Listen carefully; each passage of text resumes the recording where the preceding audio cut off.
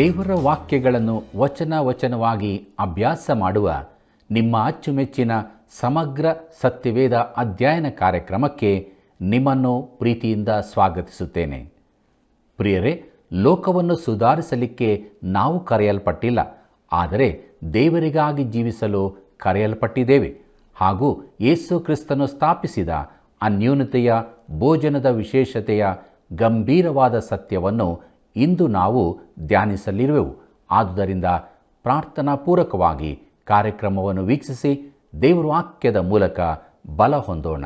ಸತ್ಯ ದೇವರು ನಿತ್ಯ ಜೀವವೂ ಆಗಿರುವ ಯೇಸು ಕ್ರಿಸ್ತನ ಅತಿ ಪರಿಶುದ್ಧವಾದ ನಾಮದಲ್ಲಿ ನಿಮ್ಮನ್ನು ವಂದಿಸುತ್ತಾ ಇಂದಿನ ಸತ್ಯವೇದ ಅಧ್ಯಯನಕ್ಕೆ ಬಹು ಪ್ರೀತಿಯಿಂದ ಸ್ವಾಗತಿಸುತ್ತೇನೆ.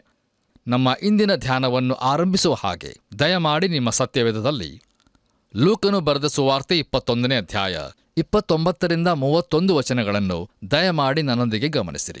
ಅಲ್ಲಿ ನಾವು ಹೀಗೆ ನೋಡುತ್ತೇವೆ: ಅಂಜೂರ ಮುಂತಾದ ಮರಗಳನ್ನು ನೋಡಿರಿ, ಅವು ಚಿಗುರಿದ ಕೂಡಲೇ ನೀವು ಅದನ್ನು ಕಂಡು, ಈಗ ಬೇಸಿಗೆಯು ಹತ್ತಿರವಾಯಿತೆಂದು ನೀವಾಗಿ ತಿಳುಕೊಳ್ಳುತ್ತೀರಲ್ಲ, ಹಾಗೆಯೇ ನೀವು ಸಹ ಇವುಗಳಾಗುವುದನ್ನು ನೋಡುವಾಗ ದೇವರ ರಾಜ್ಯವು ಹತ್ತಿರವದೆ ಎಂದು ತಿಳುಕೊಳ್ಳಿರಿ ಎಂಬುದಾಗಿ. ಕರ್ತನಲ್ಲಿ ಪ್ರಿಯ ದೇವಜನರೇ, ಅಂಜೂರದ ಮರವು ಇಸ್ರಾಯೇಲ್ ಜನಾಂಗದ ಗುರುತಾಗಿರುತ್ತದೆ ಎಂದು ನಾನು ಯಾವಾಗಲೂ ನಂಬುತ್ತೇನೆ. ದೇವರ ವೇಳಾಪಟ್ಟಿಯು ಬೇರೆ ಯಾವ ರಾಷ್ಟ್ರ ಅಥವಾ ದೇಶದ ಮೇಲೆ ಅವಲಂಬಿತವಾಗಿರುವುದಿಲ್ಲ. ನೋಡಿರಿ, ಅದು ಇಸ್ರಾಯೇಲ್ ದೇಶದ ಮೇಲೆ ಆಧಾರಿತವಾಗಿದೆ. ಅಂಜೂರವು ಇಸ್ರಾಯೇಲ್ ಜನಾಂಗವನ್ನು ಸೂಚಿಸುತ್ತದೆ. ದಯಮಾಡಿ ನಿಮ್ಮ ಬಿಡುವಿನ ಸಮಯದಲ್ಲಿ ಯೆರೆಮೀಯನ ಪ್ರವಾದನಾ ಗ್ರಂಥ 24ನೇ ಅಧ್ಯಾಯ ಪ್ರಾರಂಭದ 5 ವಚನಗಳನ್ನು ಮತ್ತು ಹೋಶೇಯನ ಪ್ರವಾದನಾ ಗ್ರಂಥ 9ನೇ ಅಧ್ಯಾಯ 10ನೇ ವಚನವನ್ನು ಓದಿಕೊಳ್ಳಬೇಕೆಂದು ನಿಮ್ಮನ್ನು ಪ್ರೀತಿಯಿಂದ ಕೇಳಿಕೊಳ್ಳುತ್ತೇನೆ. ಮುಂದುವರಿದು ನಾವು ಲೂಕನು ಬರೆದ ಸುವಾರ್ತೆ 21ನೇ ಅಧ್ಯಾಯ 32ನೇ ವಚನವನ್ನು ಓದುವಾಗ ಅಲ್ಲಿ ಹೀಗೆ ನೋಡುತ್ತೇವೆ: ಎಲ್ಲ ಆಗುವ ತನಕ ಈ ಸಂತತಿಯು ಅಳಿದು ಹೋಗುವುದೇ ಇಲ್ಲವೆಂದು ನಿಮಗೆ ಸತ್ಯವಾಗಿ ಹೇಳುತ್ತೇನೆ ಎಂಬುದಾಗಿ. ಕರ್ತನಲ್ಲಿ ಪ್ರಿಯ ಆತ್ಮೀಯ ಬಂಧುಗಳೇ, ಈ ವಾಕ್ಯ ಭಾಗದಲ್ಲಿ ಈ ಸಂತತಿಯು ಎಂಬುದಾಗಿ ನೋಡುವಾಗ ಅದು ಇಸ್ರಾಯೇಲ್ ಜನಾಂಗದ ಕಡೆಗೆ ನಮ್ಮ ಗಮನವನ್ನು ಸೆಳೆಯುತ್ತದೆ. ಹಾಗಿದ್ದ ಪಕ್ಷದಲ್ಲಿ ಅದು ಆ ಜನಾಂಗವು ನಾಶವಾಗದೇ ಇರುವುದನ್ನು ನಮಗೆ ಕಲಿಸಿಕೊಡುತ್ತದೆ. ಅಥವಾ ಇನ್ನೊಂದು ಕಡೆಯಲ್ಲಿ ನೋಡುವಾಗ ಅದು ಜನರ ಸಂತತಿಯನ್ನು, ಅವರ ಇಡೀ ಜೀವಮಾನ ಕಾಲವನ್ನು ತೋರಿಸಿಕೊಡಬಹುದು. ಪ್ರಿಯರೇ, ಈ ವಿಷಯದಲ್ಲಿ ನೋಡುವಾಗ ಈ ಘಟನೆಗಳ ಆರಂಭವನ್ನು ನೋಡಿದ ಜನರು ಅವುಗಳ ಮುಕ್ತಾಯವನ್ನೂ ಸಹ ನೋಡಲಿರುವರು. ಯಾಕಂದರೆ ಇಸ್ರಾಯೇಲ್ ರಾಷ್ಟ್ರದ ಸ್ಥಿರತೆಗಿಂತಲೂ ಘಟನೆಗಳು ಪ್ರಕಟವಾಗುತ್ತಿರುವ ಶೀಘ್ರತೆಯ ಮೇಲೆ ಹೆಚ್ಚು ಮಹತ್ವವಿರುವುದರಿಂದ. ಬನ್ನಿರಿ ಪ್ರಿಯರೇ, ನಮ್ಮ ಧ್ಯಾನವನ್ನು ಮುಂದುವರಿಸಿ ಲೂಕನು ಬರೆದ ಸುವಾರ್ತೆ 21ನೇ ಅಧ್ಯಾಯ 33ರಿಂದ 35 ವಚನಗಳನ್ನು ಓದುವಾಗ ಅಲ್ಲಿ ಹೀಗೆ ನೋಡುತ್ತೇವೆ: ಭೂಮ್ಯಾಕಾಶಗಳು ಅಳಿದು ಹೋಗುವವು, ಆದರೆ ನನ್ನ ಮಾತುಗಳು ಅಳಿದು ಹೋಗುವುದೇ ಇಲ್ಲ. ನಿಮ್ಮ ವಿಷಯದಲ್ಲಿ ಜಾಗರೂಕರಾಗಿರ್ರಿ. ಅತಿ ಭೋಜನದ ಮದಡಿನಿಂದಲೂ ಅಮಲಿನಿಂದಲೂ ಪ್ರಾಪಂಚದ ಚಿಂತೆಗಳಿಂದಲೂ ನಿಮ್ಮ ಹೃದಯಗಳು ಭಾರವಾಗಿರಲಾಗಿ ಆ ದಿವಸವು ನಿಮ್ಮ ಮೇಲೆ ಉರ್ಲಿನಂತೆ ಪಕ್ಕನೆ ಬಂದೀತು. ಆ ದಿವಸವು ಭೂನಿವಾಸಿಗಳೆಲ್ಲರ ಮೇಲೆ ಬರುವುದು ಎಂಬುದಾಗಿ. ಕರ್ತನಲ್ಲಿ ಪ್ರಿಯ ಆತ್ಮೀಯ ಸ್ನೇಹಿತರೆ, ನಾವು ನಮ್ಮ ಜಾಗೃತಿಯನ್ನು ಕಾಪಾಡಿಕೊಳ್ಳಬೇಕಾಗಿರುತ್ತದೆ. ಈ ಮಹಾದಿವಸಗಳಲ್ಲಿ ನಾವು ದೇವರಿಗಾಗಿ ಜೀವಿಸಬೇಕಾಗಿರುತ್ತದೆ. ನಾವು ಒಂದು ವೇಳೆ ಲೋಕವನ್ನು ಸುಧಾರಿಸುವುದಕ್ಕಾಗಿ ಕರೆಯಲ್ಪಟ್ಟಿರಲಿಕ್ಕಿಲ್ಲ, ಆದರೆ ಖಂಡಿತವಾಗಿಯೂ ನಾವು ಆತನಿಗಾಗಿ ಜೀವಿಸುವುದಕ್ಕಾಗಿ ಕರೆಯಲ್ಪಟ್ಟಿರುತ್ತೇವೆ. ಯಾಕಂದರೆ ಲೋಕದಲ್ಲಿ ಸುಧಾರಣೆಯನ್ನು ತರುವುದು ಅದು ದೇವರ ಕೆಲಸವಾಗಿದೆ, ಆದರೆ ಆತನಿಗಾಗಿ ನಾವು ಜೀವಿಸುವುದು ಅದು ನಮ್ಮ ಕರ್ತವ್ಯವಾಗಿದೆ. ನೋಡಿರಿ ಪ್ರಿಯರೇ, ದೇವರ ಚಿತ್ತದಲ್ಲಿ ವಾಸಿಸುವುದು ಹಾಗೂ ನಡೆಯುವುದು ಬಹು ಹಿತಕರವಾದದ್ದಾಗಿರುತ್ತದೆ. ದಯಮಾಡಿ ಆಲೋಚಿಸಿ ನೋಡಿರಿ. ಮುಂದುವರಿದು ನಾವು 36ನೇ ವಚನವನ್ನು ಓದುವಾಗ ಅಲ್ಲಿ ಹೀಗೆ ನೋಡುತ್ತೇವೆ: ಆದರೆ ಬರುವುದಕ್ಕಿರುವ ಇವೆಲ್ಲವುಗಳೊಳಗಿಂದ ತಪ್ಪಿಸಿಕೊಳ್ಳುವುದಕ್ಕೂ ಮನುಷ್ಯ ಕುಮಾರನ ಮುಂದೆ ನಿಂತುಕೊಳ್ಳುವುದಕ್ಕೂ ನೀವು ಪೂರ್ಣ ಶಕ್ತರಾಗುವಂತೆ ಎಲ್ಲಾ ಕಾಲದಲ್ಲಿಯೂ ದೇವರಿಗೆ ವಿಜ್ಞಾಪನೆ ಮಾಡಿಕೊಳ್ಳುತ್ತಾ ಎಚ್ಚರವಾಗಿರ್ರಿ ಅಂದನು ಎಂಬುದಾಗಿ. ಕರ್ತನಲ್ಲಿ ಪ್ರಿಯ ಆತ್ಮೀಯ ಬಂಧುಗಳೇ, ನಾವು ಹೇಗೆ ಯೋಗ್ಯರಾಗಿ ಕಂಡುಬರಲು ಸಾಧ್ಯ? ನೋಡಿರಿ, ಯೇಸು ಕ್ರಿಸ್ತನಲ್ಲಿನ ನನ್ನ ಸ್ಥಾನವು ನನ್ನನ್ನು ಯೋಗ್ಯನನ್ನಾಗಿ ಮಾಡುವ ಏಕೈಕ ಸಂಗತಿಯಾಗಿರುತ್ತದೆ. ಆದ್ದರಿಂದಲೇ ನಾನು ಆತನನ್ನು ನನ್ನ ಸ್ವಂತ ರಕ್ಷಕನನ್ನಾಗಿ ಅಂಗೀಕರಿಸಿಕೊಂಡು ನನ್ನ ಮಾರ್ಗಗಳನ್ನು ಆತನಿಗೆ ಒಪ್ಪಿಸಿರುತ್ತೇನೆ. ಹೀಗಿರುವಾಗ ಒಂದು ವೇಳೆ ಆತನು ಮಧ್ಯಾಕಾಶದಲ್ಲಿ ತನ್ನವರನ್ನು ತನ್ನ ಬಳಿಗೆ ಸೇರಿಸಿಕೊಳ್ಳುವ ಸಮಯದಲ್ಲಿ ನಾನು ಜೀವದಿಂದ ಇದ್ದರೆ ದೇವರ ಕೃಪೆಯಿಂದ ನಾನೂ ಆತನನ್ನು ಮಧ್ಯಾಕಾಶದಲ್ಲಿ ಸಂಧಿಸಲಿರುವೆನು. ದೇವರ ನಾಮಕ್ಕೆ ಸ್ತೋತ್ರವಾಗಲಿ. ನಮ್ಮ ಧ್ಯಾನವನ್ನು ಮುಂದುವರಿಸಿ 37 ಹಾಗೂ 38ನೇ ವಚನಗಳನ್ನು ಓದುವಾಗ ಅಲ್ಲಿ ಹೀಗೆ ನೋಡುತ್ತೇವೆ. ಆತನು ಹಗಲು ದೇವಾಲಯದಲ್ಲಿ ಉಪದೇಶ ಮಾಡುತ್ತಾ ರಾತ್ರಿ ಪಟ್ಟಣದ ಹೊರಗೆ ಹೋಗಿ ಎಣ್ಣೆ ಮರಗಳ ತೋಪು ಎನಿಸಿಕೊಳ್ಳುವ ಗುಡ್ಡದಲ್ಲಿ ಇಳುಕೊಳ್ಳುತ್ತಾ ಇದ್ದನು. ಜನರೆಲ್ಲರೂ ಆತನ ಉಪದೇಶವನ್ನು ಕೇಳಬೇಕೆಂದು ಬೆಳಿಗ್ಗೆ ಎದ್ದು ದೇವಾಲಯಕ್ಕೆ ಆತನ ಬಳಿಗೆ ಬರುತ್ತಿದ್ದರು ಎಂಬುದಾಗಿ. ಹೌದು ಪ್ರಿಯರೇ, ಆತನನ್ನು ಕೇಳ ಬಯಸುವವರ ಗುಂಪಿನಲ್ಲಿ ನಾವೆಲ್ಲರೂ ಇರಲು ಇಷ್ಟಪಡುತ್ತೇವಲ್ಲವೇ? ದೇವರಿಗೆ ಮಹಿಮೆಯುಂಟಾಗಲಿ. ಇಲ್ಲಿಗೆ ಪ್ರಿಯರೇ, ಲೂಕನು ಬರೆದ ಸುವಾರ್ತೆ 21ನೇ ಅಧ್ಯಾಯದ ಧ್ಯಾನವು ಮುಕ್ತಾಯವಾಯಿತು. ಇಲ್ಲಿಯವರೆಗೂ ತಂದೆಯಾದ ದೇವರು ಅದ್ಭುತವಾದ ರೀತಿಯಲ್ಲಿ ನಮ್ಮನ್ನು ಮಾರ್ಗದರ್ಶಿಸಿ ನಡೆಸಿದ್ದಕ್ಕಾಗಿ ಆತನ ನಾಮಕ್ಕೆ ಸ್ತೋತ್ರವಾಗಲಿ. ಬನ್ನಿರಿ ಪ್ರಿಯರೇ, ನಮ್ಮ ಧ್ಯಾನವನ್ನು ಮುಂದುವರೆಸಿ ಲೂಕನು ಬರೆದ ಸುವಾರ್ತೆ 22ನೇ ಅಧ್ಯಾಯದ ಕಡೆಗೆ ನಮ್ಮ ಗಮನವನ್ನು ಹರಿಸೋಣ. ಪ್ರಿಯರೇ, ಈ ಅಧ್ಯಾಯದ ಮುಖ್ಯ ಪ್ರಸ್ತಾಪವು ಯೂದನು ತಾನು ಯೇಸುವನ್ನು ಹಿಡುಕೊಡುವುದಾಗಿ ಮಹಾಯಾಜಕರೊಂದಿಗೆ ಸಂಚು ಹಾಕಿದ್ದು, ಯೇಸು ತನ್ನ ಕಡೇ ಭೋಜನದ ಕುರಿತು ಯೋಜಿಸಿದ್ದು ಮತ್ತು ಕರ್ತನ ಭೋಜನ ಸಂಸ್ಕಾರವನ್ನು ಸ್ಥಾಪಿಸಿದ್ದು, ತಾನು ಹಿಡುಕೊಡಲ್ಪಡಲಿರುವುದನ್ನು ಮುಂತಿಳಿಸಿದ್ದು, ಮುಂದಿನ ರಾಜ್ಯದಲ್ಲಿ ಶಿಷ್ಯರ ಸ್ಥಾನ, ಪೇತ್ರನ ಅಲ್ಲಗಳೆಯುವಿಕೆ ಬಗ್ಗೆ ಮುಂತಿಳಿಸಿದ್ದು, ಭವಿಷ್ಯತ್ತಿನ ಕುರಿತು ಶಿಷ್ಯರನ್ನು ಎಚ್ಚರಿಸಿದ್ದು, ಗೆತ್ಸೆಮನೆ ತೋಟಕ್ಕೆ ಹೋದದ್ದು, ಯೂದನಿಂದ ಹಿಡುಕೊಡಲ್ಪಟ್ಟದ್ದು, ಯೇಸು ಹಿಡಿಯಲ್ಪಟ್ಟವನಾಗಿ ಮಹಾಯಾಜಕನ ಮನೆಗೆ ನಡೆಸಲ್ಪಟ್ಟದ್ದು, ಯೇಸು ಕ್ರಿಸ್ತನು ಪೇತ್ರನಿಂದ ಅಲ್ಲಗಳೆಯಲ್ಪಟ್ಟದ್ದು ಹಾಗೂ ಹಾಸ್ಯ ಮಾಡಲ್ಪಟ್ಟು ಹೊಡೆಯಲ್ಪಟ್ಟು ಹಿರೀ ಸಭೆಯವರ ಮುಂದೆ ತರಲ್ಪಟ್ಟದ್ದು ಎಂಬಿವುಗಳೇ. ಬನ್ನಿರಿ ಪ್ರಿಯರೇ, ನಮ್ಮ ಧ್ಯಾನವನ್ನು ಆರಂಭಿಸುವ ಹಾಗೆ ಲೂಕನು ಬರೆದ ಸುವಾರ್ತೆ 22ನೇ ಅಧ್ಯಾಯ 1ನೇ ವಚನವನ್ನು ನನ್ನೊಂದಿಗೆ ಗಮನಿಸಿರಿ. ಅಲ್ಲಿ ನಾವು ಹೀಗೆ ನೋಡುತ್ತೇವೆ, ಹುಳಿಯಿಲ್ಲದ ರೊಟ್ಟಿಯನ್ನು ತಿನ್ನುವ ಪಸ್ಕವೆಂಬ ಹಬ್ಬವು ಹತ್ತಿರವಾದಾಗ ಎಂಬುದಾಗಿ. ಕರ್ತನಲ್ಲಿ ನನ್ನ ಪ್ರಿಯ ಸಹೋದರ ಸಹೋದರಿಯರೇ, ಈಗ ಯೇಸು ಕ್ರಿಸ್ತನು ಯೆರೂಸಲೇಮಿಗೆ ಬಂದಿರುವನು. ನೋಡಿರಿ, 6 ತಿಂಗಳುಗಳ ಹಿಂದೆ ಕೈಸರಿಯ ಫಿಲಿಪ್ಪಿಯಲ್ಲಿ ಇದ್ದಾಗಿನಿಂದ ಆತನು ಮರಣವನ್ನು ಹೊಂದುವುದಕ್ಕಾಗಿ ಯೆರೂಸಲೇಮಿಗೆ ಹೋಗಲು ಅದರ ಕಡೆಗೆ ತನ್ನ ದೃಷ್ಟಿಯನ್ನು ಸ್ಥಿರಪಡಿಸಿಕೊಂಡಿದ್ದನು. ಅಂದಿನಿಂದ ಆತನು ಮಾಡಿದಂಥ ಒಂದು ಸಂಗತಿ ಯಾವುದೆಂದರೆ ಅದು ಯೆರೂಸಲೇಮಿನ ಕಡೆಗಿನ ತನ್ನ ಚಲನೆಯಾಗಿತ್ತು. ಪ್ರಿಯರೇ, ದಯಮಾಡಿ ಗಮನಿಸಿರಿ, ರೂಪಾಂತರದ ಬೆಟ್ಟವು ಹಾಗೂ ಆತನ ವಿಜಯೋತ್ಸವದಿಂದ ಮಾಡಿದ ಪ್ರವೇಶವು ಈಗ ಆತನ ಹಿಂದಕ್ಕೆ ಸರಿದಿವೆ. ನೋಡಿರಿ, ಅದು ಪಸ್ಕ ಹಬ್ಬದ ಸಮಯವಾಗಿದೆ ಮತ್ತು ಲೋಕದ ಪಾಪವನ್ನು ನಿವಾರಣೆ ಮಾಡುವ ದೇವರ ಕುರಿಮರಿಯಾಗಿರುವ ಯೇಸು ಕ್ರಿಸ್ತನು ಈಗ ಸಾಯುವುದಕ್ಕೆ ಹೊರಡುತ್ತಾ ಇದ್ದಾನೆ. ನಮ್ಮ ಧ್ಯಾನವನ್ನು ಮುಂದುವರಿಸಿ ಲೂಕನು ಬರೆದ ಸುವಾರ್ತೆ 22ನೇ ಅಧ್ಯಾಯ 2ನೇ ವಚನವನ್ನು ಓದುವಾಗ ಅಲ್ಲಿ ಹೀಗೆ ಬರೆದದೆ, ಮಹಾಯಾಜಕರು ಶಾಸ್ತ್ರಿಗಳು ಯೇಸುವನ್ನು ಕೊಲ್ಲಬೇಕೆಂದಿದ್ದು ಜನರಿಗೆ ಹೆದರಿ ತಕ್ಕ ಮಾರ್ಗವನ್ನು ಹುಡುಕುತ್ತಿದ್ದರು ಎಂಬುದಾಗಿ. ನೋಡಿರಿ ಪ್ರಿಯರೇ, ಆ ಧಾರ್ಮಿಕ ಅಧಿಕಾರಿಗಳು ತಕ್ಷಣವೇ ಯೇಸುವನ್ನು ತೆಗೆದುಕೊಂಡು ಹೋಗಿ ಕೊಂದು ಹಾಕುತ್ತಿದ್ದರು. ಆದರೆ ಅವರು ಜನರಿಗೆ ಭಯಪಡುತ್ತಿದ್ದರು. ಅಂದು ಅದು ಪಸ್ಕ ಹಬ್ಬದ ಸಮಯವಾಗಿತ್ತು. ಅಂದರೆ ಆಗ ಎಲ್ಲಾ ಕಡೆಯಿಂದಲೂ ಜನರು ಆ ಪಟ್ಟಣದೊಳಗೆ ಸೇರಿದ್ದರು ಮತ್ತು ಅವರೆಲ್ಲರೂ ಆತನ ಕಡೆಯವರಾಗಿದ್ದರು. ಮುಂದುವರೆದು ನಾವು 3ನೇ ವಚನವನ್ನು ಓದುವಾಗ ಅಲ್ಲಿ ಹೀಗೆ ನೋಡುತ್ತೇವೆ, ಆಗ ಸೈತಾನನು 12 ಮಂದಿ ಶಿಷ್ಯರ ಲೆಕ್ಕದಲ್ಲಿ ಸೇರಿದವನಾದ ಇಸ್ಕರಿಯೋತೆಂಬ ಯೂದನಲ್ಲಿ ಪ್ರವೇಶಿಸಲು ಆತನು ಎಂಬುದಾಗಿ. ಕರ್ತನಲ್ಲಿ ಪ್ರಿಯರೇ, ದಯಮಾಡಿ ಗಮನಿಸಿರಿ, ಒಬ್ಬ ಕ್ರೈಸ್ತನು ದುರಾತ್ಮ ಪೀಡಿತನಾಗಿರಲು ಸಾಧ್ಯವೇ? ಅಥವಾ ಒಬ್ಬ ಕ್ರೈಸ್ತನಲ್ಲಿ ಸೈತಾನನಾಗಲಿ ದುರಾತ್ಮನಾಗಲಿ ಸೇರಿಕೊಳ್ಳಲು ಸಾಧ್ಯವಾಗುವುದೇ? ಅದಕ್ಕೆ ಉತ್ತರವು ಹೇಗೂ ಇಲ್ಲ ಎಂಬುದಾಗಿರುತ್ತದೆ. ಆದರೆ ಪ್ರಿಯರೇ, ಸಭೆಯ ಒಬ್ಬ ಸದಸ್ಯನು ಕ್ರೈಸ್ತನಾಗಿರದಿದ್ದರೆ, ಅಂದರೆ ಅವನಲ್ಲಿ ಯೇಸುಕ್ರಿಸ್ತನು ಇಲ್ಲದಿದ್ದರೆ, ಖಂಡಿತವಾಗಿಯೂ ಅವನಲ್ಲಿ ದುರಾತ್ಮನು ಸೇರಿಕೊಳ್ಳಲು ಸಾಧ್ಯತೆ ಇರುತ್ತದೆ. ನೋಡಿರಿ, ಕೇವಲ ದೇವರ ವಾಕ್ಯದ ಸಂದೇಶವನ್ನು ಕೇಳುವುದು ಸಾಕಾಗುವುದಿಲ್ಲ.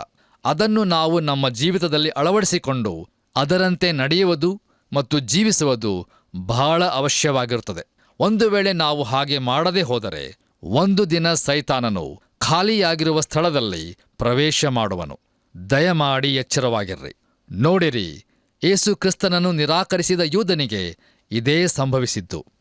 ಬನ್ನಿರಿ ಪ್ರಿಯರೇ, ನಮ್ಮ ಧ್ಯಾನವನ್ನು ಮುಂದುವರೆಸಿ ನಾವು ಲೂಕನು ಬರೆದ ಸುವಾರ್ತೆ 22ನೇ ಅಧ್ಯಾಯ 4ರಿಂದ 5 ವಚನಗಳನ್ನು ಓದುವಾಗ ಅಲ್ಲಿ ಹೀಗೆ ನೋಡುತ್ತೇವೆ, ಮಹಾಯಾಜಕರ ಬಳಿಗೂ ಕಾವಲಿನ ದಳವಾಯಿಗಳ ಬಳಿಗೂ ಹೋಗಿ ತಾನು ಯೇಸುವನ್ನು ಹಿಡುಕೊಡುವ ಉಪಾಯವನ್ನು ಕುರಿತು ಅವರ ಸಂಗಡ ಮಾತಾಡಿದನು. ಅವರು ಸಂತೋಷಪಟ್ಟು ನಿನಗೆ ಹಣ ಕೊಡುತ್ತೇವೆಂದು ಒಪ್ಪಂದ ಮಾಡಲು ಎಂಬುದಾಗಿ. ಕರ್ತನಲ್ಲಿ ಪ್ರಿಯರೇ, ಆ ಧಾರ್ಮಿಕ ಅಧಿಕಾರಿಗಳು ಯೇಸುಕ್ರಿಸ್ತನನ್ನು ಹೇಗೆ ಹಿಡಿಯುವುದು ಎಂಬುದರ ಕುರಿತಾಗಿ ಆತುರ ಪಡುತ್ತಿರುವಾಗ ಯೇಸುಕ್ರಿಸ್ತನ ಶಿಷ್ಯರಲ್ಲಿ ಒಬ್ಬನು ಅವರ ಬಳಿಗೆ ಬಂದು ಆತನನ್ನು ಹಿಡಿಕೊಡುವುದಾಗಿ ಪ್ರಸ್ತಾಪಿಸುತ್ತಾನೆ. ಪ್ರಿಯರೇ, ನಾವು ಮುಂದುವರೆದು 6ನೇ ವಚನವನ್ನು ಓದುವಾಗ ಅಲ್ಲಿ ಹೀಗೆ ಬರೆದದೆ, ಅವನು ಒಡಂಬಟ್ಟು ಆತನನ್ನು ಗದ್ದಲವಾಗದಂತೆ ಅವರಿಗೆ ಹಿಡಿಕೊಡುವುದಕ್ಕೆ ಅನುಕೂಲವಾದ ಸಮಯವನ್ನು ನೋಡುತ್ತಿದ್ದನು ಎಂಬುದಾಗಿ. ಕರ್ತನಲ್ಲಿ ನನ್ನ ಪ್ರಿಯ ಸಹೋದರ ಸಹೋದರಿಯರೇ, ಈ ವಾಕ್ಯ ಭಾಗದಲ್ಲಿ ನೋಡುವ ಪ್ರಕಾರ ಅವರು ಹಾಕಿಕೊಂಡ ಉಪಾಯವು ಏನಾಗಿತ್ತೆಂದರೆ, ಜನರೆಲ್ಲರೂ ಯೆರೂಸಲೇಮ್ ಪಟ್ಟಣವನ್ನು ಬಿಟ್ಟು ಹೋಗುವವರೆಗೂ ಕಾದುಕೊಂಡಿದ್ದು, ಅದರ ನಂತರ ಆತನನ್ನು ಹಿಡಿದರೆ ಆಗ ಅದು ಜನರಿಗೆ ತಿಳಿಯುವುದಿಲ್ಲ ಎಂಬುದಾಗಿತ್ತು. ಯೂದನು ಆ ಸೂಕ್ತವಾದ ಸಮಯವನ್ನು ಕುರಿತು ಪರಿಶೀಲಿಸಿ ಈ ಧಾರ್ಮಿಕ ಅಧಿಕಾರಿಗಳಿಗೆ ಹೇಳಬೇಕಾಗಿತ್ತು. ಆದರೆ ಪ್ರಿಯರೇ, ನಿಜ ಸ್ಥಿತಿಯಲ್ಲಿ ಆ ಸಮಯವು ಬರಲೇ ಇಲ್ಲ. ಯಾಕಂದರೆ ಅವರು ತಕ್ಷಣವೇ ಕ್ರಿಯಾಶೀಲರಾಗುವಂತೆ ಒತ್ತಾಯಿಸುತ್ತಿರುವನು. ಯೋಹಾನನ ಸುವಾರ್ತೆಯಲ್ಲಿ ದಾಖಲಿಸಿರುವುದನ್ನು ನಾವು ನೋಡುವಾಗ ಅಲ್ಲಿ ಯೇಸುಕ್ರಿಸ್ತನು ತನ್ನ ಶಿಷ್ಯರೊಂದಿಗೆ ಮಾಡಿದ ಕಡೆಯ ಭೋಜನದಲ್ಲಿ ಯೂದನಿಗೆ ತುತ್ತನ್ನು ನೀಡುವುದರ ಮೂಲಕ ಅವನು ಯಾವುದನ್ನು ಮಾಡಬೇಕೆಂದಿರುವನೋ ಅದನ್ನು ಬೇಗನೆ ಮಾಡುವಂತೆ ಹೇಳುತ್ತಿರುವನು. ಮತ್ತು ಯೂದನು ಹಾಗೆಯೇ ಮಾಡಿದನು. ಬನ್ನಿರಿ ಪ್ರಿಯರೇ, ನಮ್ಮ ಧ್ಯಾನವನ್ನು ಮುಂದುವರಿಸಿ ಲೂಕನು ಬರೆದ ಸುವಾರ್ತೆ 22ನೇ ಅಧ್ಯಾಯ 7ರಿಂದ 13 ವಚನಗಳನ್ನು ಓದುವಾಗ ಈ ವಾಕ್ಯ ಭಾಗದಲ್ಲಿ ನಾವು ತಿಳಿದುಕೊಳ್ಳುವಂಥ ಮುಖ್ಯ ವಿಷಯವು ಖಂಡಿತವಾಗಿಯೂ ಅದ್ಭುತವಾದದ್ದಾಗಿ ಕಂಡುಬರ್ತದೆ. ಯಾಕಂದರೆ ಯೇಸುಕ್ರಿಸ್ತನು ಹೇಳಿದ ರೀತಿಯಲ್ಲಿಯೇ ಅಲ್ಲಿ ಜರುಗಿರುವುದನ್ನು ನಾವು ನೋಡುತ್ತೇವೆ. ಹೀಗೆ ಅವರು ಆಚರಿಸಬೇಕಾದ ಕಡೆಯ ಪಸ್ಕ ಹಬ್ಬದ ಸಿದ್ಧತೆಯು ನಡೆಯಿತು. ಪ್ರಿಯರೇ, ಕಾರ್ಯಕ್ರಮದ ನಂತರ ಈ ವಾಕ್ಯ ಭಾಗವನ್ನು ನೀವು ದಯಮಾಡಿ ಗಮನವಿಟ್ಟು ಓದಿಕೊಳ್ಳಬೇಕಾಗಿ ನಿಮ್ಮನ್ನು ಪ್ರೀತಿಯಿಂದ ಕೇಳಿಕೊಳ್ಳುತ್ತೇನೆ.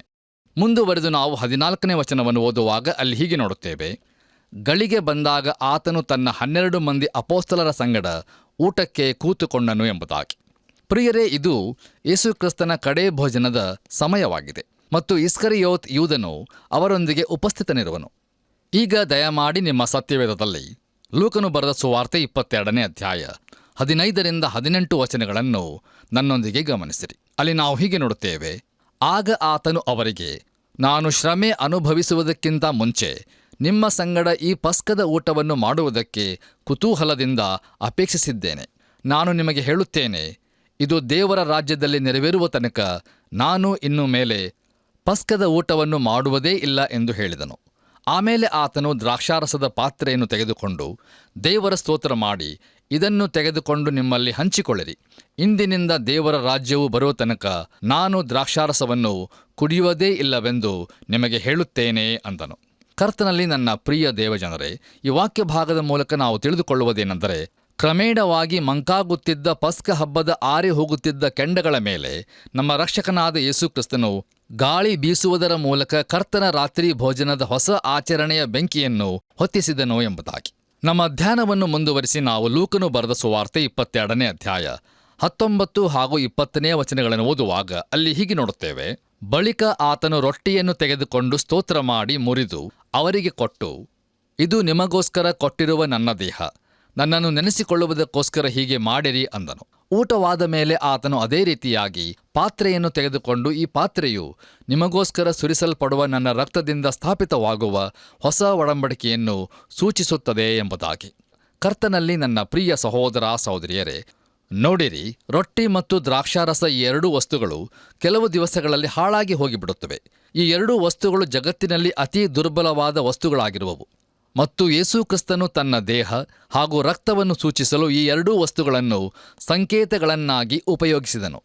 ಆತನು ಈ ಒಂದು ಸ್ಮಾರಕವನ್ನು ಏರಿಸಿದಾಗ ಅದು ಕಂಚು ಅಥವಾ ಅಮೃತ ಶಿಲೆಯಿಂದ ಮಾಡಲ್ಪಟ್ಟಿರಲಿಲ್ಲ, ಆದರೆ ಅದು ನಶಿಸಿ ಹೋಗುವ 2 ದುರ್ಬಲ ವಸ್ತುಗಳಿಂದ ಮಾಡಲ್ಪಟ್ಟಿತ್ತು.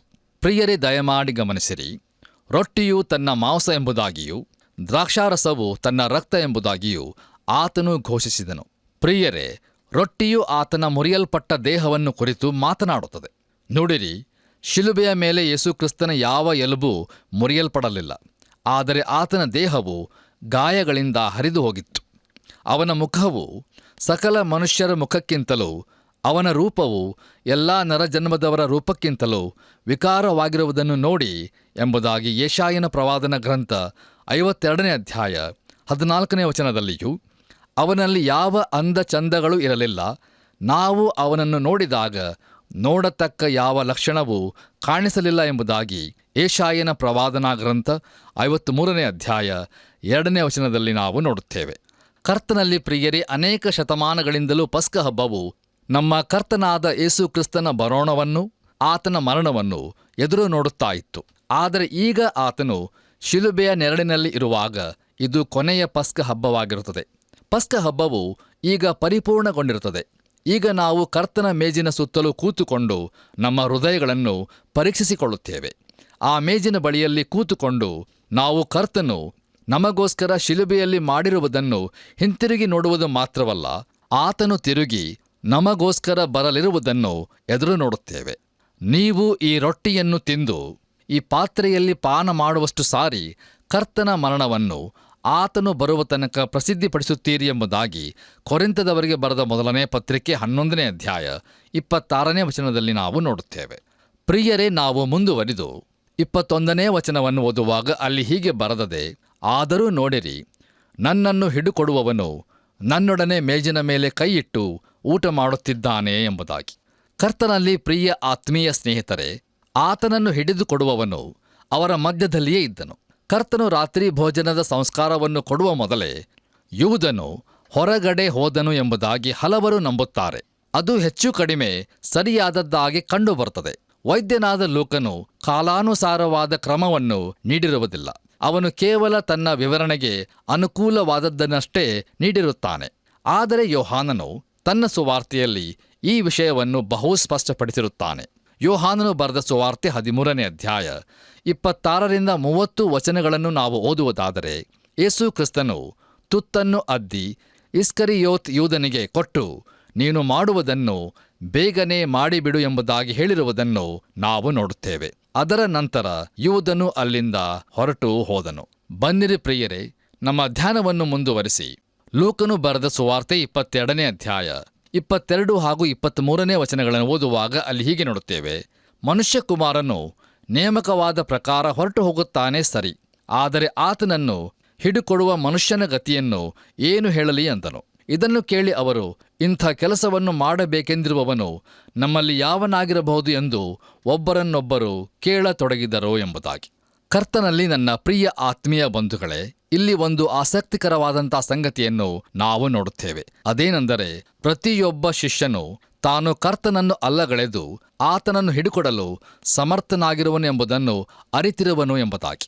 ನೋಡಿರಿ, ನಾವು ಯಥಾರ್ಥರಾಗಿದ್ದರೆ ನಾವೂ ಸಹ ಆತನನ್ನು ಹಿಡುಕೊಡಬಹುದು ಎಂಬುದನ್ನು ತಿಳಿದಿರುತ್ತೇವೆ. ಪ್ರಿಯರೇ, ದಯಮಾಡಿ ಗಮನಿಸಿರಿ, ಆತನು ನನ್ನ ಮೇಲೆ ತನ್ನ ಹಸ್ತವನ್ನು ಇಡದೇ ಹೋದರೆ ನಾವು ಖಂಡಿತವಾಗಿಯೂ ಆತನನ್ನು ಅಲ್ಲಗಳೆಯುತ್ತೇವೆ. ಆದರೆ ದೇವರ ನಾಮಕ್ಕೆ ಸ್ತೋತ್ರವಾಗಲಿ, ಆತನು ತನ್ನ ಹಸ್ತವನ್ನು ನಮ್ಮ ಮೇಲೆ ಇರಿಸಿರುವನು. ಪ್ರಿಯರೇ, ಮುಂದುವರೆದು ನಾವು 24ನೇ ವಚನವನ್ನು ಓದುವಾಗ ಅಲ್ಲಿ ಹೀಗೆ ನೋಡುತ್ತೇವೆ. ಇದಲ್ಲದೆ ತಮ್ಮಲ್ಲಿ ಯಾವನು ಹೆಚ್ಚಿನವನೆನಿಸಿಕೊಳ್ಳುವನು ಎಂಬ ವಿಷಯದಲ್ಲಿ ಅವರೊಳಗೆ ಚರ್ಚೆ ಹುಟ್ಟಿತು ಎಂಬುದಾಗಿ. ಕರ್ತನಲ್ಲಿ ಪ್ರಿಯರೇ, ಈಗಷ್ಟೇ ತಮ್ಮ ಕುರಿತಾಗಿ ಅತೀ ಕೀಳಾಗಿ ತಿಳಿದಿದ್ದ ಶಿಷ್ಯರು ಮರುಕ್ಷಣವೇ ತಮ್ಮಲ್ಲಿ ಯಾರು ಹೆಚ್ಚಿನವರು ಎಂಬ ಮಹತ್ವಾಕಾಂಕ್ಷೆಯನ್ನು ಹೊಂದಿದ್ದಾರೆ. ಅದನ್ನು ನಾವು ಊಹಿಸಬಹುದೋ? ನೋಡಿರಿ, ಶಿಲುಬೆಯ ನೆರಳಿನಲ್ಲಿ ಈ ಶಿಷ್ಯರು ಸ್ಥಾನಕ್ಕಾಗಿ ಪಟ್ಟು ಹಿಡಿದಿದ್ದಾರೆ. ಪ್ರಿಯರೇ, ಇಂದು ನಾವು ಸಭೆಯಲ್ಲಿ ಅದನ್ನೇ ನೋಡುತ್ತೇವೆ. ಎಂಥ ದುಃಖಕರವಾದಂಥ ಸ್ಥಿತಿಯಲ್ಲವೇ? ದಯಮಾಡಿ ಆಲೋಚಿಸಿ ನೋಡಿರಿ. ಬನ್ನಿರಿ, ನಮ್ಮ ಧ್ಯಾನವನ್ನು ಮುಂದುವರಿಸಿ ಲೂಕನು ಬರೆದ ಸುವಾರ್ತೆ 22ನೇ ಅಧ್ಯಾಯ 25ರಿಂದ 27 ವಚನಗಳನ್ನು ಓದುವಾಗ ಅಲ್ಲಿ ಹೀಗೆ ನೋಡುತ್ತೇವೆ. ಆಗ ಆತನು ಅವರಿಗೆ, ಅನ್ಯ ದೇಶದ ಅರಸರು ತಮ್ಮ ತಮ್ಮ ಜನಗಳ ಮೇಲೆ ದೊರೆತನ ಮಾಡುತ್ತಾರೆ ಮತ್ತು ಅವರ ಮೇಲೆ ಅಧಿಕಾರ ನಡೆಸುವವರು ಧರ್ಮಿಷ್ಠರೆನಿಸಿಕೊಳ್ಳುತ್ತಾರೆ. ನೀವು ಹಾಗಿರಬಾರದು. ನಿಮ್ಮಲ್ಲಿ ಹೆಚ್ಚಿನವನು ಚಿಕ್ಕವನಂತಾಗಬೇಕು, ಮುಖ್ಯಸ್ಥನು ಸೇವಕನಂತಾಗಬೇಕು. ಯಾವನು ಹೆಚ್ಚಿನವನು? ಊಟಕ್ಕೆ ಕೂತವನೋ? ಸೇವೆ ಮಾಡುವವನು? ಊಟಕ್ಕೆ ಕೂತವನಲ್ಲವೇ? ಆದರೆ ನಾನು ನಿಮ್ಮಲ್ಲಿ ಸೇವೆ ಮಾಡುವವನಂತಿದ್ದೇನೆ ಎಂಬುದಾಗಿ. ಕರ್ತನಲ್ಲಿ ಪ್ರಿಯ ದೇವಜನರೇ, ನಮ್ಮ ಕರ್ತನಾದ ಯೇಸು ಕ್ರಿಸ್ತನು ತಾನು ಕೀಳಾದ ಸ್ಥಾನವನ್ನು ತೆಗೆದುಕೊಂಡಿರುವನು ಎಂಬುದಾಗಿ ಹೇಳುತ್ತಿರುವನು. ಆತನು ಶಿಲುಬೆಯ ಮೇಲಿನ ನನ್ನ ಸ್ಥಾನವನ್ನು ತೆಗೆದುಕೊಂಡಾಗ ಅದನ್ನೇ ಮಾಡಿದನು. ಅದು ಒಬ್ಬ ಯಜಮಾನನು ತನ್ನ ಸ್ಥಾನದಿಂದ ಎದ್ದು ತನ್ನ ಆಳಿಗೆ, ನೀನು ಊಟಕ್ಕೆ ಕೂತುಕೋ, ನಾನು ನಿನಗೆ ಸೇವೆ ಮಾಡುವೆನು ಎಂಬುದಾಗಿ ಹೇಳಿದ ಹಾಗೆ ಇರುತ್ತದೆ. ವಾಸ್ತವಿಕವಾಗಿ ಪ್ರಿಯರೇ, ನಮ್ಮ ಕರ್ತನಾದ ಯೇಸು ಕ್ರಿಸ್ತನು ಈ ಲೋಕಕ್ಕೆ ಬಂದಾಗ ಇಡೀ ಮನುಕುಲವು ಆತನ ಸೇವೆಯನ್ನು ಮಾಡಬೇಕಾಗಿತ್ತು. ಆದರೆ ಅದರ ಬದಲಾಗಿ ಆತನು ಇಡೀ ಮನುಕುಲದ ಸೇವೆಯನ್ನು ಮಾಡಿದನು. ಆತನು ರಕ್ಷಣೆಯ ಮೇಜನ್ನು ನಮ್ಮ ಮುಂದೆ ಇರಿಸಿ ನಮ್ಮೆಲ್ಲರನ್ನು ರಕ್ಷಣೆಯ ಹಬ್ಬಕ್ಕೆ ಆಹ್ವಾನಿಸಿರುತ್ತಾನೆ. ಆತನ ನಾಮಕ್ಕೆ ಸ್ತೋತ್ರವಾಗಲಿ. ಮುಂದುವರೆದು ನಾವು 28ನೇ ವಚನವನ್ನು ಓದುವಾಗ ಅಲ್ಲಿ ಹೀಗೆ ಬರೆದದೆ, ನೀವು ನನ್ನ ಕಷ್ಟಗಳಲ್ಲಿ ನನ್ನ ಸಂಗಡ ಎಡಬಿಡದೆ ಇದ್ದವರು ಎಂಬುದಾಗಿ. ನೋಡಿರಿ, ಶಿಷ್ಯರು ನಮ್ಮ ಕರ್ತನಾದ ಯೇಸುಕ್ರಿಸ್ತನೊಂದಿಗೆ ಈ ಲೋಕದಲ್ಲಿ ಆತನ ಕಷ್ಟಗಳಲ್ಲಿ ಎಡಬಿಡದೆ ಇದ್ದದ್ದರಿಂದ ಆತನು ಅವರಿಗೆ ಕೃಪಾಪೂರ್ಣನಾಗಿ ಅವರನ್ನು ಪ್ರಶಂಸಿಸುತ್ತಿರುವನು. ಪ್ರಿಯರೇ, ನಮ್ಮ ಧ್ಯಾನದಲ್ಲಿ ಮುಂದುವರೆದು ಲೂಕನು ಬರೆದ ಸುವಾರ್ತೆ 22ನೇ ಅಧ್ಯಾಯ 29 ಹಾಗೂ 30ನೇ ವಚನಗಳನ್ನು ಓದುವಾಗ ಅಲ್ಲಿ ಹೀಗೆ ನೋಡುತ್ತೇವೆ. ಆದದರಿಂದ ನನ್ನ ತಂದೆಯು ನನಗೆ ರಾಜ್ಯವನ್ನು ನೇಮಿಸಿದ ಪ್ರಕಾರ ನಾನು ನಿಮಗೂ ನೇಮಿಸುತ್ತೇನೆ. ನನ್ನ ರಾಜ್ಯದಲ್ಲಿ ನೀವು ನನ್ನ ಮೇಜಿನ ಮೇಲೆ ಊಟ ಮಾಡುವಿರಿ, ಕುಡಿಯುವಿರಿ ಮತ್ತು ಸಿಂಹಾಸನಗಳ ಮೇಲೆ ಕೂತುಕೊಂಡು ಇಸ್ರಾಯೇಲಿನ 12 ಕುಲಗಳಿಗೆ ನ್ಯಾಯ ತೀರಿಸುವಿರಿ ಎಂಬುದಾಗಿ. ಕರ್ತನಲ್ಲಿ ನನ್ನ ಪ್ರಿಯ ಆತ್ಮೀಯ ಸ್ನೇಹಿತರೆ, ಅಪೋಸ್ತಲರು ಖಂಡಿತವಾಗಿಯೂ ದೇವರ ರಾಜ್ಯದಲ್ಲಿ ಒಂದು ವಿಶಿಷ್ಟವಾದಂಥ ಸ್ಥಾನವನ್ನು ಹೊಂದಿರುವರು ಎಂದು ನಾನು ನಂಬುತ್ತೇನೆ. ಅವರು ಹಳೆಯ ಒಡಂಬಡಿಕೆಯ ಮಿತವ್ಯಯದಿಂದ ಬಂದು ಹೊಸ ಒಡಂಬಡಿಕೆಯ ಮಿತವ್ಯಯದ ಒಳಗೆ ಸಾಗಿದರು. ನೋಡಿರಿ, ಅವರು ಹಳೆಯ ಹಾಗೂ ಹೊಸ ಒಡಂಬಡಿಕೆಯ ಮಧ್ಯದಲ್ಲಿರುವ ಸಂಧಿಗೆ ಸೇತುವೆಯಂತಿದ್ದರು. ನಾವು ಆ ಸ್ಥಾನದಲ್ಲಿ ಖಂಡಿತವಾಗಿಯೂ ಇರುವುದಿಲ್ಲ ಮತ್ತು ಅದಕ್ಕೆ ಯೋಗ್ಯರಾಗಿರುವುದೂ ಇಲ್ಲ. ಕಾಲಾನುಕ್ರಮದ ಪ್ರಕಾರ ಅವರು ಸೇತುವೆಯಂತಿದ್ದರು. ಆದುದರಿಂದ ಅವರಿಗೆ ಕೇವಲ ಕರ್ತನ ಮೇಜಿನ ಮೇಲೆ ಕೂತುಕೊಳ್ಳುವ ಪ್ರಮುಖವಾದಂಥ ಅವಕಾಶ ಮಾತ್ರವಲ್ಲ, ಅವರು ಸಿಂಹಾಸನಗಳ ಮೇಲೆ ಕೂತುಕೊಂಡು ಇಸ್ರಾಯೇಲಿನ 12 ಕುಲಗಳಿಗೆ ನ್ಯಾಯ ತೀರಿಸುವರು. ಅದು ಅವರ ಸ್ಥಾನವಾಗಿರುವುದು. ಕರ್ತನಲ್ಲಿ ಪ್ರಿಯರೇ, ದೇವರ ಮಗುವಿಗೆ ಭವಿಷ್ಯತ್ತಿನಲ್ಲಿ ಅನೇಕ ಮಹಾಸಂಗತಿಗಳು ಕಾದುಕೊಂಡಿವೆ. ವಿಮೋಚಿಸಲ್ಪಟ್ಟವರು ಉನ್ನತವಾದ ಸ್ಥಾನಗಳನ್ನು ಪಡೆದುಕೊಳ್ಳಲಿರುವರು. ನಾವು ಪರಲೋಕದಲ್ಲಿನ ಸ್ಥಾನಕ್ಕಾಗಿ ಕೆಲಸವನ್ನು ಮಾಡಬೇಕಾಗಿರುತ್ತದೆ, ನಮ್ಮ ರಕ್ಷಣೆಗಾಗಿ ಅಲ್ಲ. ಆದರೆ ಪರಲೋಕದಲ್ಲಿ ಸ್ಥಾನವನ್ನು ಪಡೆದುಕೊಳ್ಳಲು ಖಂಡಿತವಾಗಿಯೂ ಕ್ರಿಯೆಗಳ ಅವಶ್ಯಕತೆ ಇರುತ್ತದೆ. ನೋಡಿರಿ, ನಾವು ದೇವರ ಕೃಪೆಯಿಂದ ಪರಲೋಕಕ್ಕೆ ಹೋಗುತ್ತೇವೆ, ಆದರೆ ಅಲ್ಲಿ ಯಾವ ಸ್ಥಾನವನ್ನು ಪಡೆದುಕೊಳ್ಳಲಿರುವೆವು ಎಂಬುದರ ವಿಷಯದಲ್ಲಿ ನಮ್ಮ ಕ್ರಿಯೆಗಳಿಗೆ ಅನುಗುಣವಾಗಿ ನ್ಯಾಯ ತೀರಿಸಲ್ಪಡಲಿರುವೆವು. ಹಾಗಾದರೆ ನಾವು ಉತ್ತಮ ಕ್ರಿಯೆಗಳಲ್ಲಿ ಆಸಕ್ತರಾಗಿರುವೆವೋ? ದಯಮಾಡಿ ಆಲೋಚಿಸಿ ನೋಡಿರಿ. ಬನ್ನಿರಿ ಪ್ರಿಯರೇ, ನಮ್ಮ ಇಂದಿನ ಧ್ಯಾನವನ್ನು ಮುಕ್ತಾಯಗೊಳಿಸುವ ಹಾಗೆ ಕೊನೆಯದಾಗಿ ನಾವು ಲೂಕನು ಬರೆದ ಸುವಾರ್ತೆ 22ನೇ ಅಧ್ಯಾಯ 31 ಹಾಗೂ 32ನೇ ವಚನಗಳನ್ನು ಓದುವಾಗ ಅಲ್ಲಿ ಹೀಗೆ ನೋಡುತ್ತೇವೆ. ಸೀಮೋನನೇ, ಸೀಮೋನನೇ, ನೋಡು, ಸೈತಾನನು ನಿಮ್ಮನ್ನು ಗೋಧಿಯಂತೆ ಒನೆಯಬೇಕೆಂದು ಅಪ್ಪಣೆ ಕೇಳಿಕೊಂಡನು. ಆದರೆ ನಿನ್ನ ನಂಬಿಕೆ ಕುಂದಿ ಹೋಗಬಾರದೆಂದು ನಾನು ನಿನ್ನ ವಿಷಯದಲ್ಲಿ ದೇವರಿಗೆ ವಿಜ್ಞಾಪನೆ ಮಾಡಿಕೊಂಡೆನು. ನೀನು ತಿರುಗಿಕೊಂಡ ಮೇಲೆ ನಿನ್ನ ಸಹೋದರರನ್ನು ದೃಢಪಡಿಸು ಎಂದು ಹೇಳಿದನು ಎಂಬುದಾಗಿ. ಕರ್ತನಲ್ಲಿ ನನ್ನ ಪ್ರಿಯ ಸಹೋದರ ಸಹೋದರಿಯರೇ, ಈ ವಾಕ್ಯ ಭಾಗದಲ್ಲಿ ನಾವು ತಿರುಗಿಕೊಂಡ ಮೇಲೆ ಎಂಬುದಾಗಿ ಓದುವಾಗ ಅದು ನಾವು ತಿಳಿದುಕೊಂಡಂತೆ ಮತಾಂತರವಾಗಿರುವುದಿಲ್ಲ. ನೋಡಿರಿ, ನಮ್ಮ ಕರ್ತನಾದ ಯೇಸು ಕ್ರಿಸ್ತನು ಇಲ್ಲಿ ಹೇಳುತ್ತಿರುವುದೇನೆಂದರೆ, ಪೇತ್ರನು ಹೃದಯದ ಹಾಗೂ ಮನಸ್ಸು ಹೊಂದಿದಾಗ ಮತ್ತು ಅವನ ನಂಬಿಕೆಯು ಹೆಚ್ಚಾದಾಗ ಎಂಬುದೇ. ಅಂಥ ಸಮಯದಲ್ಲಿ ಪೇತ್ರನಲ್ಲಿ ಪ್ರಚಂಡವಾದ ಬದಲಾವಣೆಯು ರೂಪಿತಗೊಳ್ಳುತ್ತದೆ ಮತ್ತು ಆಗ ಅವನು ತನ್ನ ಸಹೋದರರನ್ನು ಬಲಪಡಿಸಲು ಶಕ್ತನಾಗುವನು. ಪ್ರಿಯರೇ, ದಯಮಾಡಿ ಗಮನಿಸಿರಿ, ಪೇತ್ರನು ತನ್ನನ್ನು ಅಲ್ಲಗಳೆಯುವನೆಂದು ನಮ್ಮ ಕರ್ತನಿಗೆ ಚೆನ್ನಾಗಿ ತಿಳಿದಿತ್ತು ಮತ್ತು ಹೀಗಿರುವಾಗಲೂ ಆತನು ನಿನ್ನ ನಂಬಿಕೆಯು ಕುಂದಿ ಹೋಗಬಾರದೆಂದು ನಾನು ನಿನ್ನ ವಿಷಯದಲ್ಲಿ ದೇವರಿಗೆ ವಿಜ್ಞಾಪನೆ ಮಾಡಿಕೊಂಡೆನು ಎಂಬುದಾಗಿ ಹೇಳುತ್ತಿರುವನು. ಪ್ರಿಯರೇ, ಇಂದು ಕರ್ತನು ನಮಗೋಸ್ಕರ ಮಧ್ಯಸ್ಥಿಕೆಯ ಕೆಲಸವನ್ನು ಮಾಡುವಾತನಾಗಿರುವನು. ನಾವು ಯಾವಾಗ ಸೋಲಿನ ಹಾಗೂ ಎಡವುವ ಸ್ಥಳದ ಕಡೆಗೆ ಹೋಗುತ್ತಿರುವೆವು ಎಂಬುದನ್ನು ಆತನು ಚೆನ್ನಾಗಿ ಅರಿತಿರುವನು. ನೋಡಿರಿ, ನಾವು ಆತನಿಗೆ ಸಂಬಂಧಿಸಿದವರಾಗಿದ್ದರೆ ನಮ್ಮ ನಂಬಿಕೆಯು ಕುಂದಿ ಹೋಗಬಾರದೆಂದು ಆತನು ಈಗಾಗಲೇ ನಮಗೋಸ್ಕರ ಪ್ರಾರ್ಥನೆ ಮಾಡಿರುತ್ತಾನೆ. ನಾವು ಒಂದು ವೇಳೆ ಆತನನ್ನು ಬಿಟ್ಟು ಬಿಡಬಹುದು, ಆದರೆ ನಾವು ಆತನವರಾಗಿದ್ದರೆ ನಮ್ಮ ನಂಬಿಕೆಯು ಎಂದಿಗೂ ಕುಂದಿ ಹೋಗುವುದಿಲ್ಲ. ಯಾಕಂದರೆ ಆತನು ನಮಗಾಗಿ ಈಗಾಗಲೇ ಪ್ರಾರ್ಥನೆ ಮಾಡಿರುತ್ತಾನೆ. ಕರ್ತನಲ್ಲಿ ಪ್ರಿಯರೇ, ಪ್ರೀತಿಯ ಒಂದು ಸುಂದರವಾದಂಥ ಚಿತ್ರಣ ಇದಾಗಿದೆಯಲ್ಲವೇ?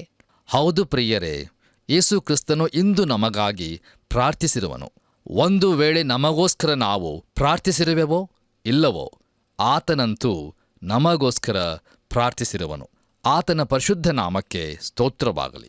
ಇಲ್ಲಿಗೆ ಪ್ರಿಯರೇ, ಇಂದಿನ ವಾಕ್ಯ ಧ್ಯಾನವು ಮುಕ್ತಾಯವಾಯಿತು. ಮುಂದಿನ ಕಾರ್ಯಕ್ರಮದಲ್ಲಿ ನಾವು ಲೂಕನು ಬರೆದ ಸುವಾರ್ತೆ 22ನೇ ಅಧ್ಯಾಯ 33ನೇ ವಚನದಿಂದ ನಮ್ಮ ಧ್ಯಾನವನ್ನು ಮುಂದುವರಿಸೋಣ. ಆದ್ದರಿಂದ ಪ್ರಿಯರೇ, ಕಾರ್ಯಕ್ರಮವನ್ನು ಆಲಿಸಲು ಪ್ರಾರ್ಥನಾಪೂರ್ವಕವಾಗಿ ಸಿದ್ಧರಾಗಿರಿ. ತಂದೆಯಾದ ದೇವರ ಕೃಪೆ ಸದಾ ನಿಮ್ಮೊಂದಿಗಿರಲಿ. ಪ್ರಿಯರೇ, ಇಂದಿನ ನಮ್ಮ ಅಧ್ಯಯನದಲ್ಲಿ ಅಂಜೂರ ಮರವು ಇಸ್ರಾಯೇಲ್ ಜನಾಂಗದ ಗುರುತು, ಯೂದನು ಯೇಸುವಿನ ವೈರಿಗಳೊಂದಿಗೆ ಒಪ್ಪಂದ ಮಾಡಿಕೊಂಡದ್ದು, ಕರ್ತನ ಭೋಜನದ ಮಹತ್ವ, ಪೇತ್ರನ ಅಲ್ಲಗಳುವಿಕೆಯ ವಿಷಯಗಳ ಬಹು ಆಳವಾದ ಸತ್ಯಗಳನ್ನು ತಿಳಿದುಕೊಂಡು ನಾವು ಬಲ ಹೊಂದಿದ್ದೇವೆ.